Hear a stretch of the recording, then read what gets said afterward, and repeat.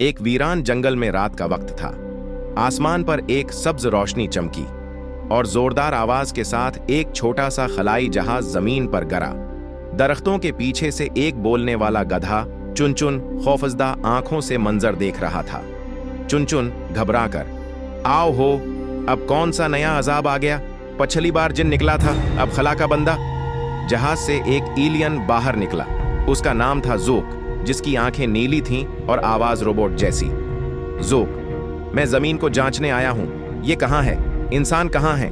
चुनचुन, हंसा, भाई, इंसान तो यहां सिर्फ वोट मांगने आते हैं, बाकी जंगल जिनका है। ज़ोक और चुनचुन जंगल की गहराई में चल पड़े, जहां एक पुराना कनवा था। चुनचुन ने खबरदार किया, इधर मत जाना, वहां बाबा आतिश कैद है।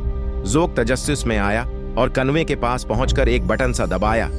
अचानक जमीन हिलने लगी, एक जोरदार धुआं निकला और बाबा आतिश, एक दीव कामत आग से लपटा जिन, बाहर आ गया। बाबा आतिश गुस्से में, किसने मुझे जगाया? अब तुम 3 दिन जिंदा नहीं रहोगे। चुनचुन की तो टांगें कांपने लगे। ज़ोक ने फौरन अपनी खलाई गुन निकाली, लेकिन गुन ने काम करना बंद कर दिया। बाबा आतिश ने आग फेंकी, लेकिन ज़ोक की खलाई डसक ने वो आग जज्ब कर ली। ज़ोक ने चीख कर कहा, हम दोनों को छोड़ दो, मैं एक सयारा हूं, ये एक बेवकूफ गधा है। बाबा आतिश रुक गया और गौर से चुनचुन को देखने लगा। बाबा आतिश मुस्कुराकर, बेवकूफ नहीं, ये वही गधा है जिसने पिछली बार मुझे कन्वे में बंद किया था। चुनचुन की आंखें फट्टी की फट्टी रह गईं। चुनचुन, अरे नहीं नहीं नहीं, वो मेरा दादा था, मैं तो सिर्फ यूट्यूब पर वीडियोस देखता हूं। आखिर में ज़ोक ने अपनी जबान में कुछ बोला और आसमान से एक शुआ आई, जिसने बाबा आतिश को वापस कन्वे में खींच लिया।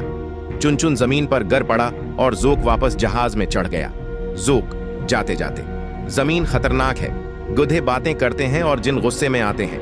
मैं मरीख वापस जा रहा हूं। चुनचुन अकेला बैठा कह रहा होता है, आबे कमबख्त, मैंने क्या बिगाड़ा था, बस मजाक किया था। पीछे से फिर दरवाजा चरचराता है, शायद बाबा आतिश वापस आ रहा है। पर्दा गिरता है।